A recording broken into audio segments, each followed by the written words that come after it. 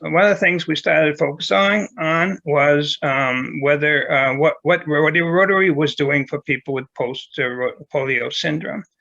And as we discussed with people like John, who's going to take the lead on this presentation, we found out that it's a bit of a struggle and some work to be done. And so we thought, as a disability committee, well, let me explain. We have a disability committee, or it's a group, actually, what we call it. And the group focuses on Rotary. And the group focuses on working with Rotary to try to make it more welcoming to people with disabilities. And we do that in a number of ways. We do it with awareness. We do it with working on accessibility. We do it with inclusion. And the other group is a club.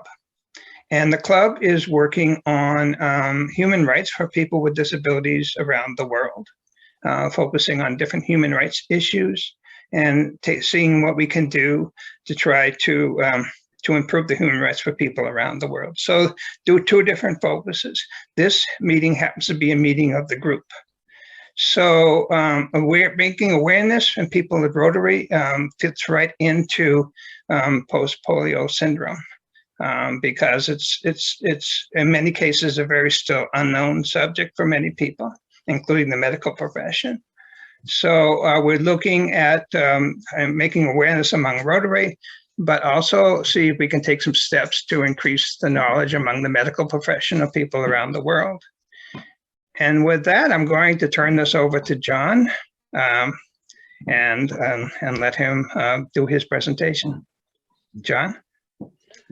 Well, Ken, thank you so much. I'm John Nanni. I'm the District PolioPlus Chair in District 7630, which is all of Delaware and Eastern Shore, Maryland. I also serve on the board of the Polio Survivors Action Group, and I'm a member of the Action Task Force for the advocacy of monies that the United States government provides for polio eradication. United States, other than Bill and Melinda Gates Foundation and Rotary, the United States government is the third largest contributor to the eradication of polio through GPEI, Global Polio Eradication Initiative. Especially in a meeting like this with so many people that are so knowledgeable on polio and post-polio syndrome, I often feel like I'm preaching to the choir. But I think one of the main areas that we really need to focus on is, yes, it's important for us to get Rotary up to speed on post-polio survivors. However, I don't think until we actually eradicate polio, we're going to get much direction or help from Rotary International itself.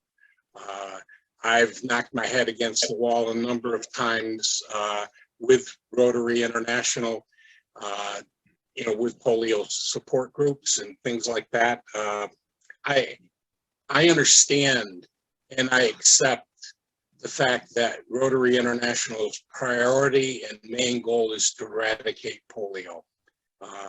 I think we need to have Rotary take a different stance on how they approach that and use polio survivors and their stories on why we need to eradicate polio. That it's not a, it's not like a cold where you're going to be over with it in a few weeks or a few months, and most polio survivors recover. No, it's a lifelong illness. There's a number of people on this, Zoom meeting that can attest to that. So where do we go from here? We have an incredible number of polio support groups, post-polio survivor support groups. You know, we have Mona here from Canada, Carol Ferguson from Pennsylvania, but has an incredible outreach throughout the whole world. Dick in Florida, who is so connected with so many different areas. You know, Gordon in the UK.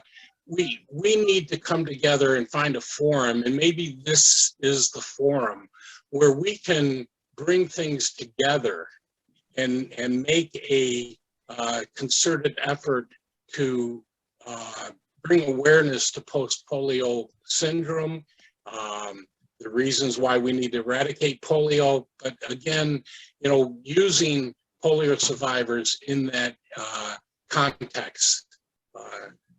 I feel that when I'm giving my polio talks, that's the greatest message in how get it across. People, Rotarians are so dedicated to eradicating polio, but often they know little about polio and almost nothing about post-polio syndrome and why we are trying to eradicate polio. So I've been on a board for since for maybe 12 years now, the Polio Network of New Jersey. And then I moved to Delaware, so we added Delaware to that group. We ran into a situation where the polio survivors really were burnt out on running this group. And we found that there were so many great sources out there that are doing so much more and a better job of serving their people. So we actually ended up disbanding and closing down and moving people to groups like the one in Pennsylvania and the one in Atlanta, in Florida, in Canada. So there are an incredible number of sources, but there's not one, at least that I can tell, other than this kind of forum that can bring together people from all over the world and truly accomplish the missions that we need to do. I'd like to go to a very good friend of mine, Carol Ferguson in Pennsylvania, and ask her to talk about the troubles that they've been having and the obstacles that there are for medical community learning about post-polio syndrome. Okay. Carol, take it away. Thanks, John. I just found out about this meeting yesterday, Marnie. Thank you. And John's putting me on the spot this morning. That's what friends are for. I'm actually humbled to be called on with this group. Communicating with professionals and survivors is tricky business. And what we're working very hard to do is approach that very tricky business. How are we doing it? Marnie Yulberg's on the call. She's an amazing professional, knowledgeable professional. She's a Rotarian, and she writes for us on a regular basis. And that's part of the way we're doing it. When you have a credible professional who understands the reality of post-polio syndrome, that helps communicate with the professional community.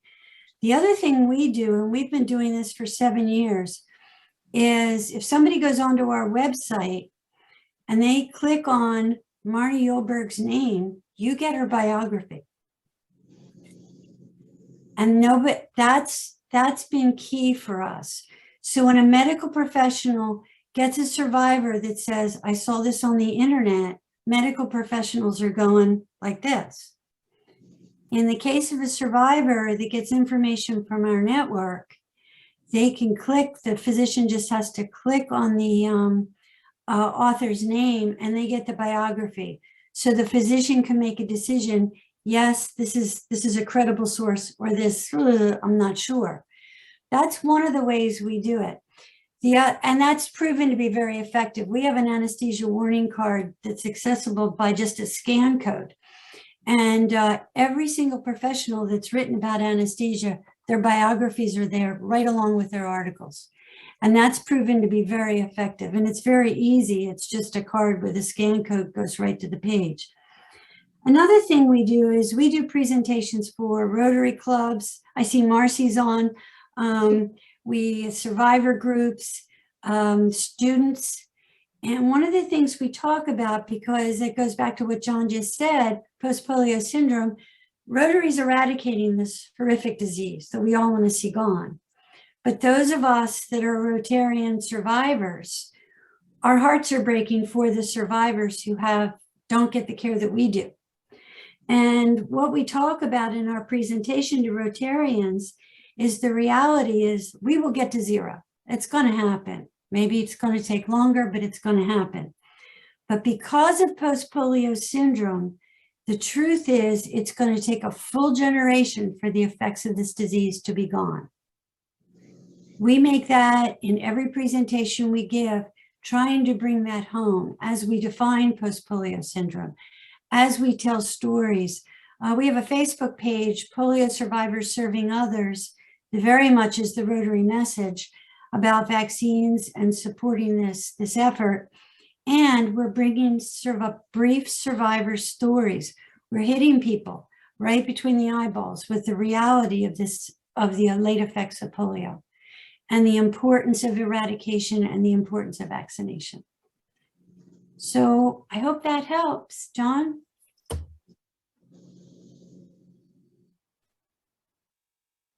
Absolutely does. And now to call on who is muted.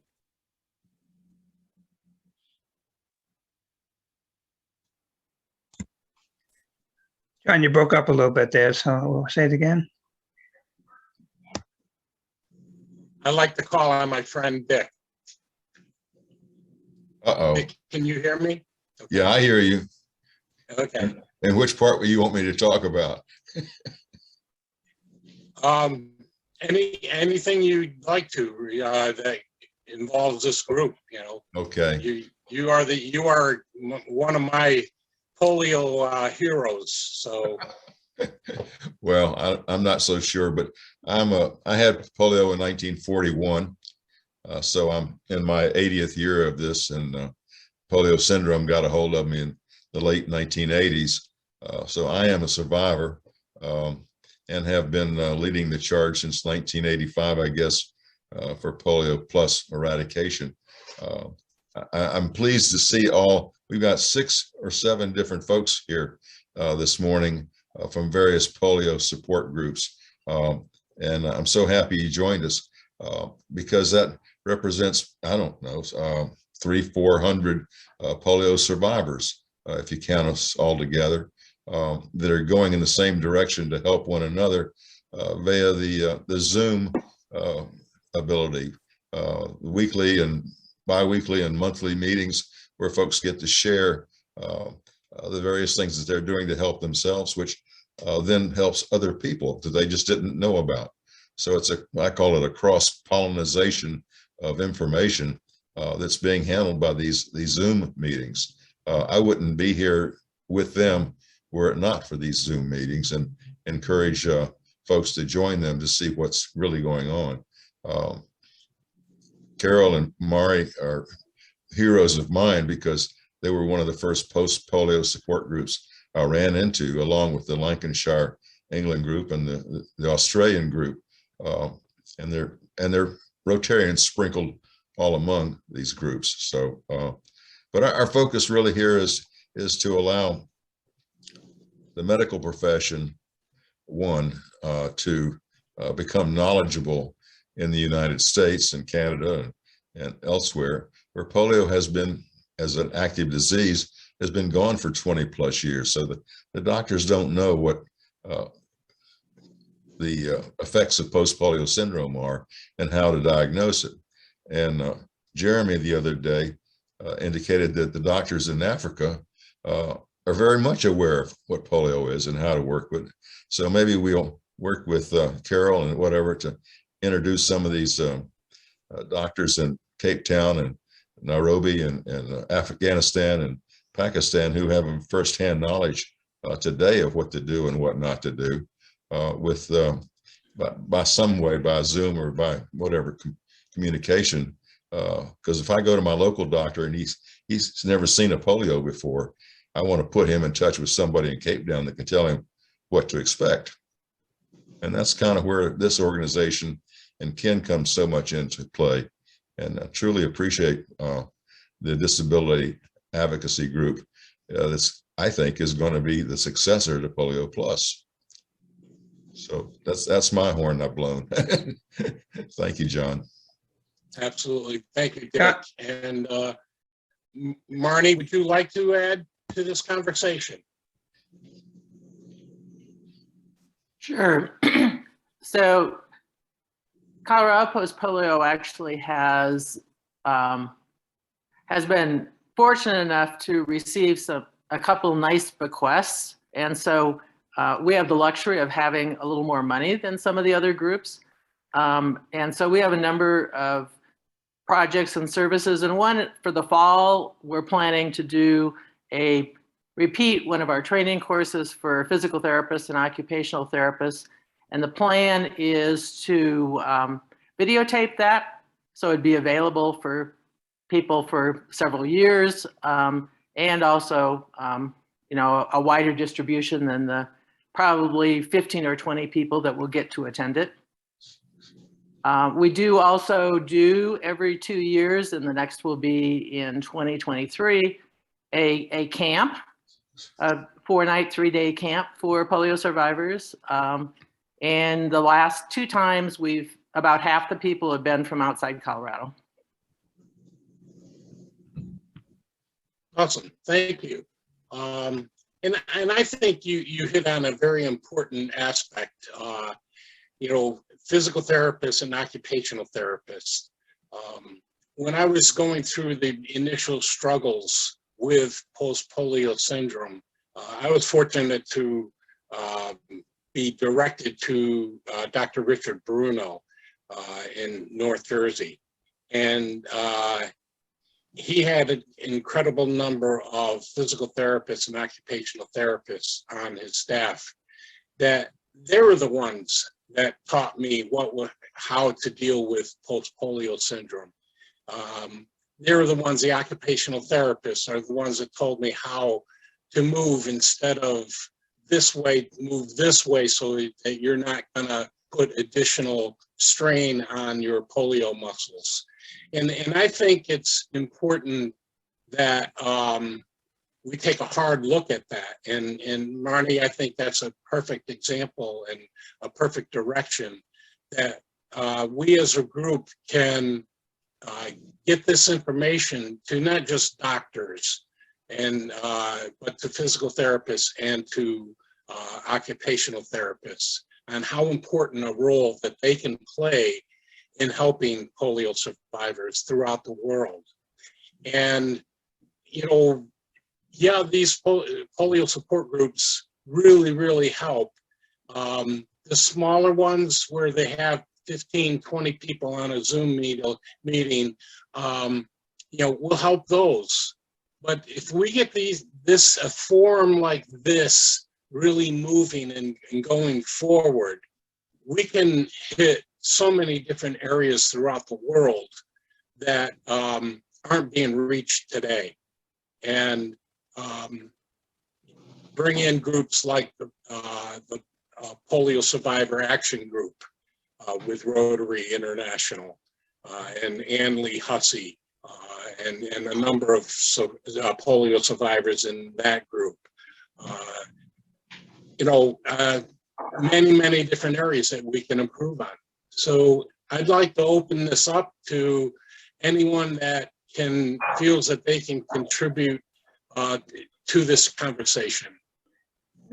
John, what I'd like, if possible, because I know you have a lot of people who are very knowledgeable in this group, but we also are recording this meeting. So there are people to be watching it that probably want to learn what's going on. And I'm wondering if you had a conversation with us a couple of weeks ago about the struggle with doctors. Could you, or maybe David even, also touch upon what the challenges are with doctors and the medical profession having a lack of knowledge in this subject? Well, when I came down with post-polio syndrome, this is back in 1992, I had no idea what was happening to me. All of a sudden I'm fatigued, I'm having pains that I never had before, and really had no idea. I went to 10 different doctors in 2 years, many of those doctors never having seen a polio survivor, to find out what was going on with me. I just had no idea. I was becoming a couch potato, and really had no energies, and actually it hurt my marriage, because I didn't have the knowledge of what was going on. And so I was diagnosed with fibromyalgia and chronic fatigue syndrome. Both the issues present very similar to what post-polio survivors run into. The problem with it is that fibromyalgia and chronic fatigue syndrome, the treatment is completely opposite of what's needed for a polio survivor. The treatment is, let's get up and move and exercise and do strenuous, let's build those weak muscles. Well, that's the worst thing for a polio survivor. I was fortunate to be sent to I was even told that, the pain and stuff like that was all in my head. I was fortunate to find a neurologist, Dr. Stephen Dinsmore, who is no longer practicing because he really loved research, and he's back doing research. But he had just finished a 2-year stint with the National Institute of Health on post-polio syndrome. So I was so fortunate to run into him. And I went to I had a doctor's appointment, went in, and I didn't go into an exam room. I went to his office. I said, what is going on here? He doesn't want to examine me. So he started off, he says, well, I looked at your chart, look what's going on. I want to tell you, you don't have fibromyalgia. You don't have chronic fatigue syndrome. He said, I don't know you really well, so I don't know if you're crazy or not. But what you have is post-polio syndrome. Okay? And, hearing that I had polio back, hit me with a ton of bricks. And he saw the expression on my face. He says, no, your polio didn't come back. Basically what happens is the muscles that took over for the damaged muscles die off early from overuse. So this started me on a trip on how to really support myself and to become my own advocate. And that's what polio survivors need to do, is become their own advocate. And a few years later, when he decided to go back into research, he recommended that I go through the Post-Polio Institute through Dr. Richard Bruno. Okay. Dr. Richard Bruno is now not seeing new patients, but he is consulting with doctors throughout the world and helping and working with groups like the Pennsylvania group with Carol Ferguson on a incredible encyclopedia of I'm not sure how many, two or 3,000 articles on post-polio syndrome. And all you have to do is put your symptom in, and articles will come up on how polio survivors need to deal with it, if it's an actual post-polio syndrome issue. So those kinds of things are where we really need to place our emphasis on and get a general grouping of experts. And from what I can see on this Zoom meeting, okay, we really have a good start with this group to become the forum for this kind of information for polio survivors throughout the world. I hope that helped. Ken, again, if you would like, we really, I think, is important to open it up to whoever's on this group that can help. Thank you, John. I would be interested to hear from David, because David does a lot of speaking on this also. David, your thoughts?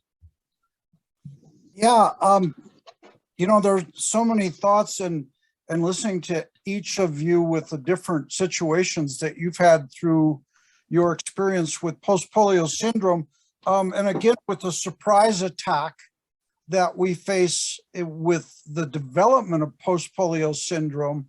And one of the things that I've dealt with over my entire period of post-polio syndrome, which has probably been about 22 years now, is the anger issues of one, the surprise attack that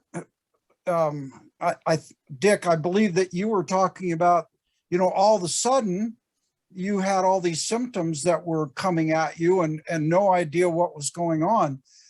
But I felt a betrayal in my body. I felt that I whipped it. I beat polio, and I was extremely active. And then to have those things stripped away all the way down to now, yeah, Dick, you're getting it, aren't you?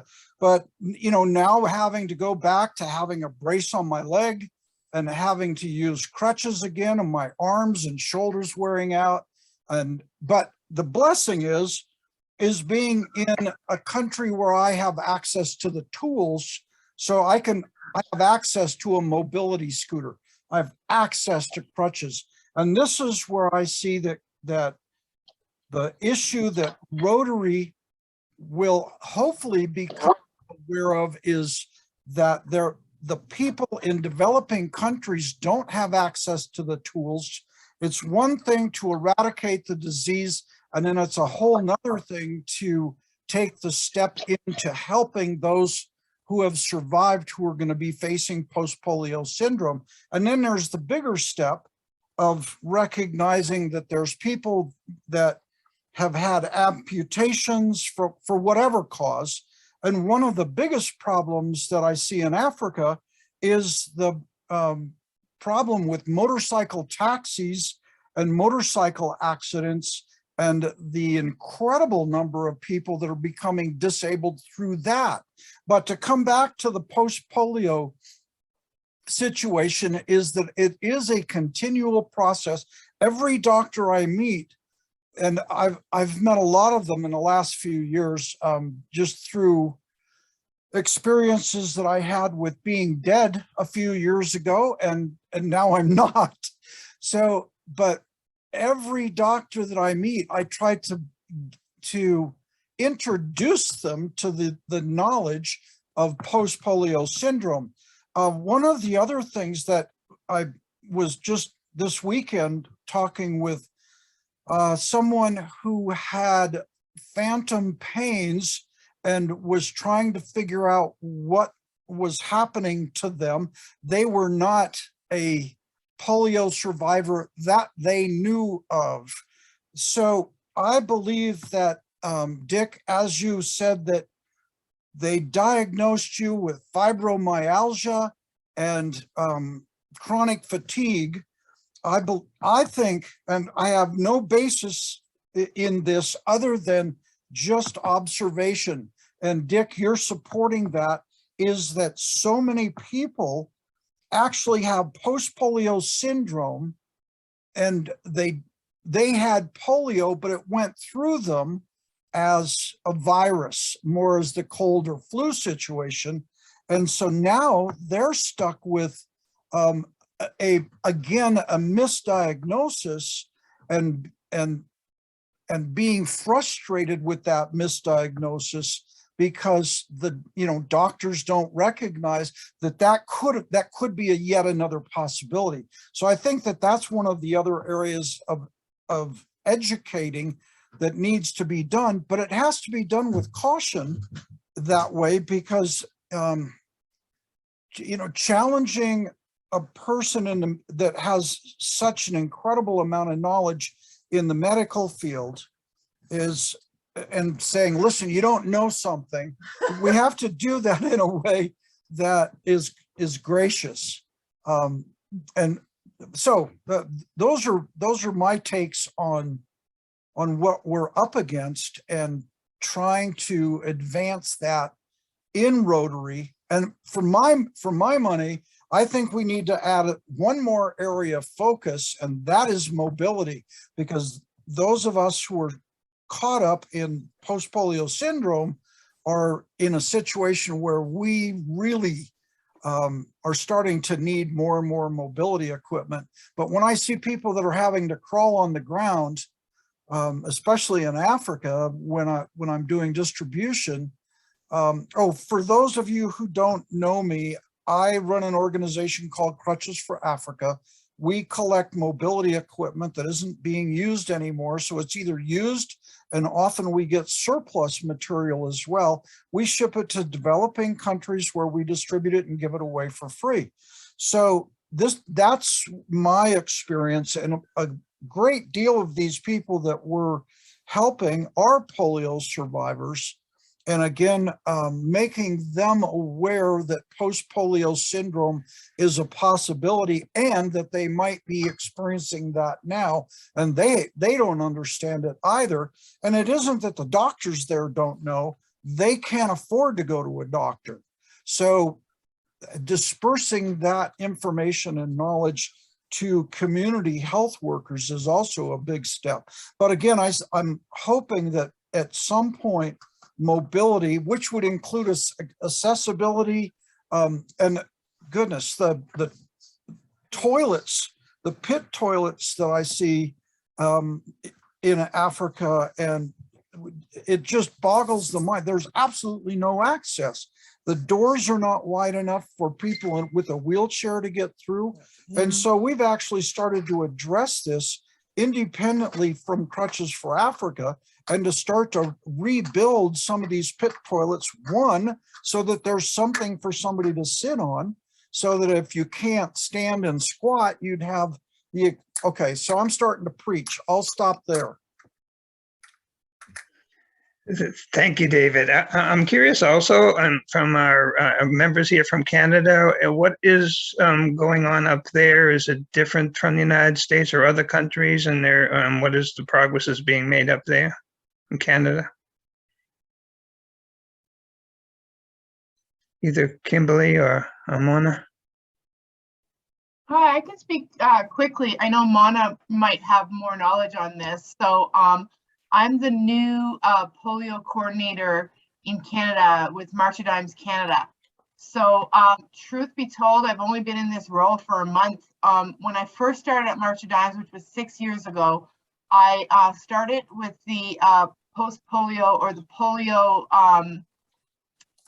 chapters. So we have a lot of support groups at March of Dimes that provide support. And back in that day, it was in person. But with COVID and everything like that, it's been more virtual for the last couple of years. And I know when I first started, I noticed I did do some work with the polio groups. And I noticed then among the members that the number one concern, people reaching out to March of Dimes Canada, because we have like a support group, like a warm line that people can call and say, you know, they're experiencing this issue or that issue. And of course, March of Dimes started like some 71 years ago, and we went door to door, right? Looking for donations to find a cure for polio. So we have a deep-rooted history with polio. And I noticed that a lot of the warm line calls in the beginning were people looking for doctors in their area, you know, and I think that seems to be, you're touching on a real hot vein there, because people were looking for support for post-polio, and the doctors didn't have the experience to be able to help people with polio or post-polio, because it's been eradicated, you know, or it's not, you know, with the vaccines and everything in Canada. So I did notice that when I was first with March of Dimes 6 years ago. Now that I'm the polio coordinator at March of Dimes, I'm really here to learn so much more. And, you know, so I can't really comment too much professionally about what is happening with polio in Canada right now, because like I said, I'm here, I'm kind of like a blank slate, and I'm wanting to learn, and I'm willing to learn. And I'm so grateful to be invited to such forums, because it gives me an opportunity to learn so much more. And I think Mona might have a little bit more knowledge, because she's been here in Canada with the polio support group in Quebec. So thank you for letting me share. Hello, everyone. I think that Montreal, Quebec was one of the first places that we discussed polio and post-polio. It was my story that I couldn't find a doctor or anyone to believe me. And they told me I was crazy. And I said to them, look, if I'm that crazy, put me away and give me the drugs that's going to stop me from feeling what I feel. And that was back in 1984. There wasn't a single person or medical professional who had any clue. They would just say, come to my office, and I say, but do you have a couch I can lie on, because I can't sit anymore. So that's how we started. And I have to say, I'm very grateful to March of Dimes Ontario for making us aware that there was a problem. I was here in Quebec. I wasn't the only person, because when I put an ad in the newspaper, we had 50 people come and show up at our very first meeting. March of Dimes helps us to understand that there was a problem, and we continued side by side, March of Dimes Ontario and Polio Quebec. We even had to change the name of our association, because people with polio didn't want to go to an organization that was called Post-Polio Syndrome Association of Quebec. It was just too big a mouthful. It couldn't be translated into French.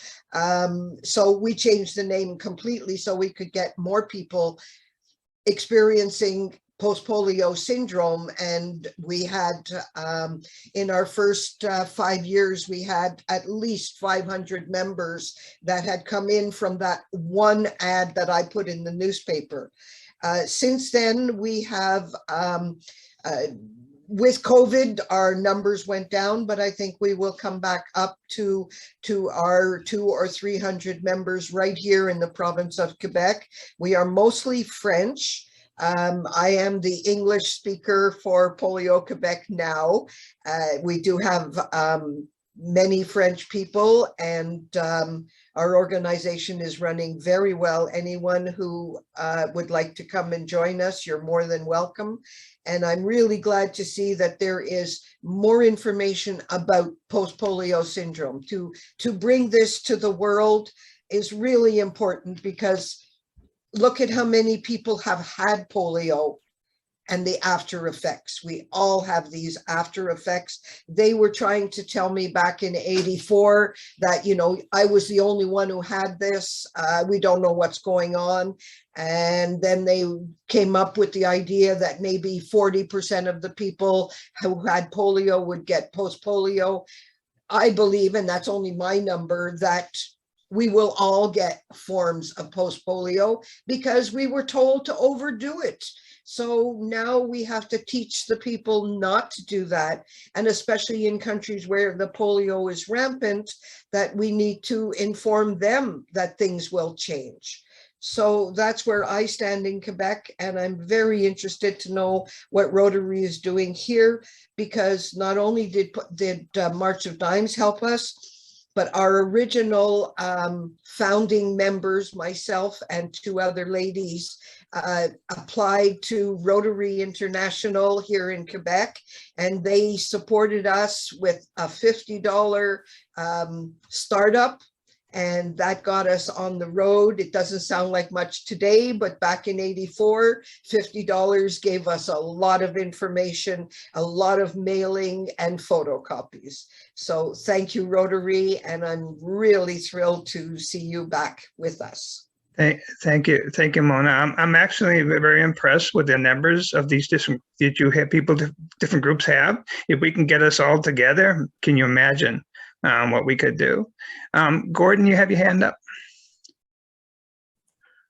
Thank you. Yes, speaking from England, I've been very interested to hear what people have been saying. And I think what's coming out of it for me is the need to have a single source of information on post-polio that's available around the world, which means A, it's going to need quite a lot of money put into it to bring it all together and check it out and make it accessible.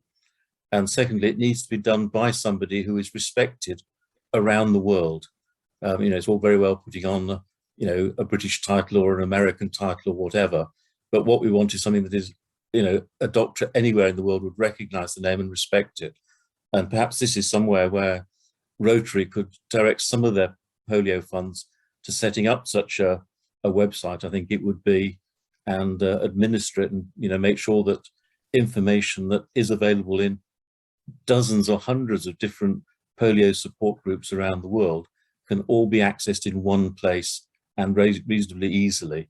I like the idea, I think it was Carol was saying about a card with one of these scanning schemes on it, so that, you know, a polio person could give it to the doctor and say, here you are, this will give you the information you need, and that it will be respected. But it's not going to be a cheap thing to put together, and it will require time, money, and effort. So that's where I think Rotary could certainly help. I know there are a lot of problems in that, and actually my colleague Frances is also in on this meeting. Might like to add to it. She's probably going to horrified looking at me now, and she'll say, "Oh, Gordon is talking through his hat," but her views are very much respected by us here in England. Thank you.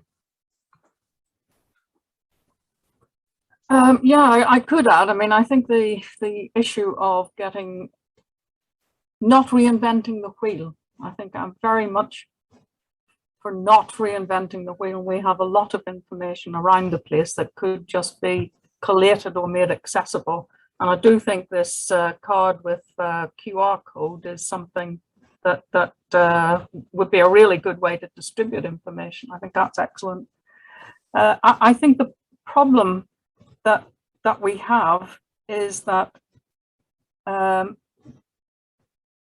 almost many of all the calls that we get into the polio support phone line that we run are to do with not being able to get a doctor who understands or a physiotherapist who understands. And there are certain pinch points. What we call here the GP, the general practice doctor, is quite often a pinch point because without persuading that person, you can't get past him to, say, a neurologist or a consultant who can give a diagnosis or a better follow-on.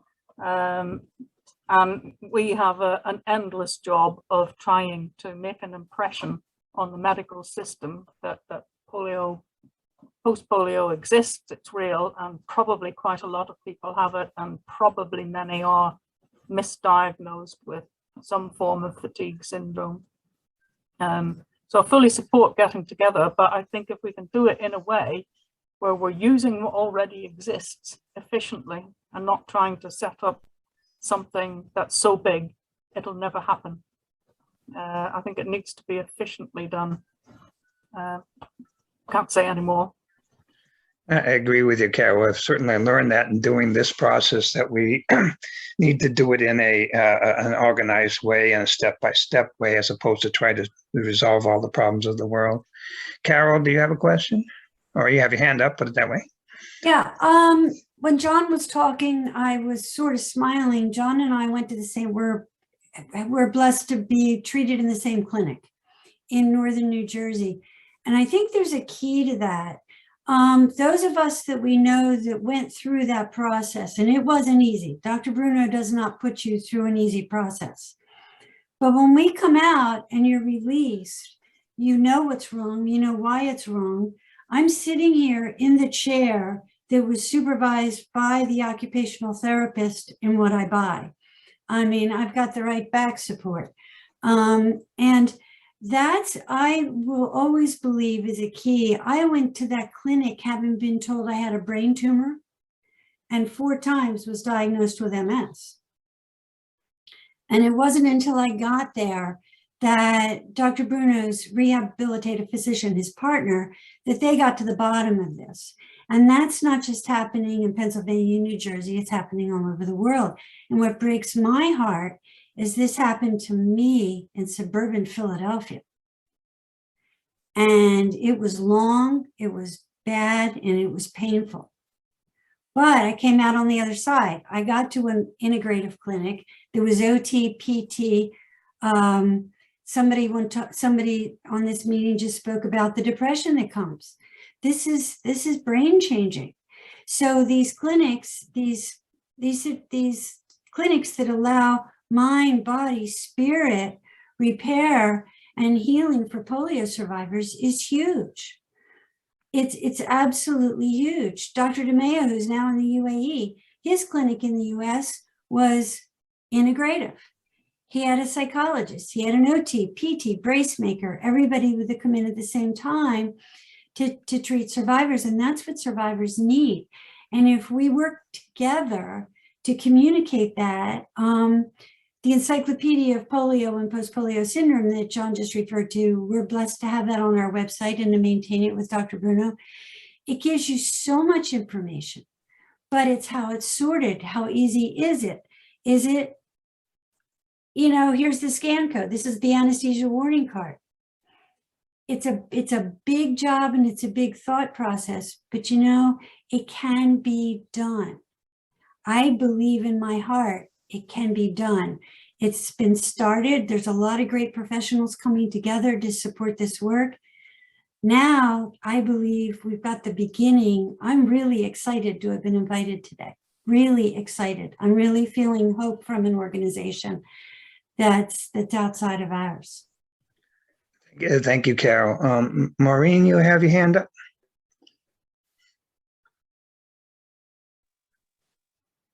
Yes, Ken, I have my hand up. Thank you for presenting. Mona and John, thank you for the wonderful information you have given us. And I see you people are very lucky that your countries you have decided to have some association that bring together people with polio syndrome, people with polio, which is not common in Uganda, because you find we find that people who had polio are now surviving on their own. They don't have where they can run to say that they are together, they can share their post-polio syndrome. It's kind of challenge, and I've realized that it has affected people with post-polio syndrome, because most of the time we find them on the street. They have the stigma. You find them begging on the street, thinking they can't do anything, but it was due to lack of togetherness. Lack of maybe have the psychiatrics, and I see we are very lucky that you better. Now, maybe to John, I wanted to understand something about in Africa, especially in Uganda. Most people who got polio were these people who were vaccinated. A child would taken to the hospital to get polio vaccine. After the vaccination, after like 3 or a week, you find this person still getting polio. I don't know why was it like that. Thank you. Thank you, Maureen. We're getting to the end of the hour, and I want to respect that. And I appreciate all these comments. It's been recorded. We're going to share it with our group, which is members of about 500 people in our group. I think we need to talk about how we can continue this conversation, start doing some planning on things that we can do with this group as a coordinator. We have some of our friends here from Brazil also, Luis and Eduardo. I'm not sure Eduardo's still here, but maybe we can talk about getting Brazil involved in this also, as we have they touched a language issue down there, so it's not an issue. It's a language difference down there, so we can work on that. So I appreciate you all. This is hopefully just a start of a campaign, and we look forward to being a part of this with all this and working on awareness. And I think with awareness, we're going to hopefully see some change. The more awareness we can do, the more we can get together and spread the word. I think we will start having an impact.